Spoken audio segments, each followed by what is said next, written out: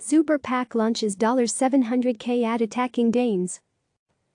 A liberal super PAC set up to help Democrats take back the Senate will spend $700,000 on a new ad to attack Senator Steve Daines, a Montana Republican, sending another signal that Democrats are expanding the map to compete in even deep red states as they try to flip the Senate in 2020. Senate Majority PAC told CNN it will begin airing the 30-second television ad in Montana on Saturday, alleging that Daines cares more about corporations than his constituents during the coronavirus pandemic.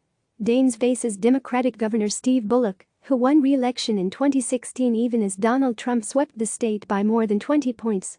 The ad begins with a narrator saying, "Maybe you're worried about your job or where your retirement went after the crash," before claiming that Daines worries about corporate profits instead.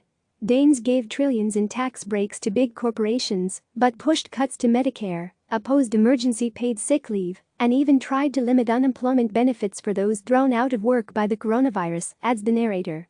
Maybe it's time for a senator who worries about you. Daines' campaign did not respond to request for comment.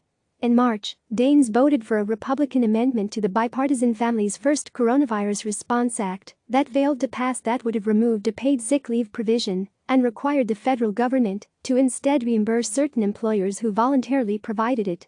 The senator then voted for the bill, which expanded paid sick leave, although not as far as some Democrats wanted. Daines also supported another failed GOP amendment on another bill that aimed to cap its additional unemployment benefits so that individuals would not receive compensation greater than their prior wages. But he supported the legislation known as the CARES Act, which provided the largest economic stimulus in U.S. history. The ad is a clear attempt to try to undermine the senator's work for his state during the crisis. Republicans are worried that their incumbent senators are not getting the recognition they deserve for backing emergency rescue legislation to prop up the faltering economy, including hundreds of billions of dollars for small businesses, hospitals, workers, and the unemployed.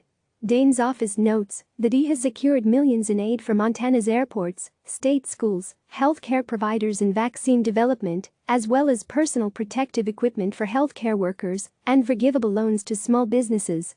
Instead, their governors are generally receiving the lion's share of the credit for implementing the state's response.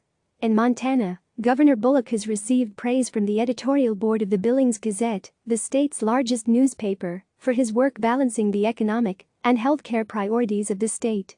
Steve Daines has a long track record of putting the interests of big corporations and the wealthy ahead of Montana workers, and Montanans deserve to know exactly who he's fighting for in Washington, said Senate Majority PAC spokesperson Matt Corridoni. Democrats need to defeat 4 Republicans, or 3 if former Vice President Joe Biden wins the White House, to flip the Senate. While the Democrats only have one very tough Senate seat to protect in Alabama, Republican incumbents in Maine, Colorado, North Carolina, and Arizona face difficult re-election races. And in recent months, Democrats have made strong bids in red states like Montana, Iowa, Georgia, and even Kansas.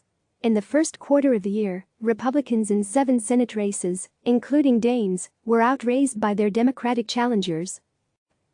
Click subscribe to receive the latest news.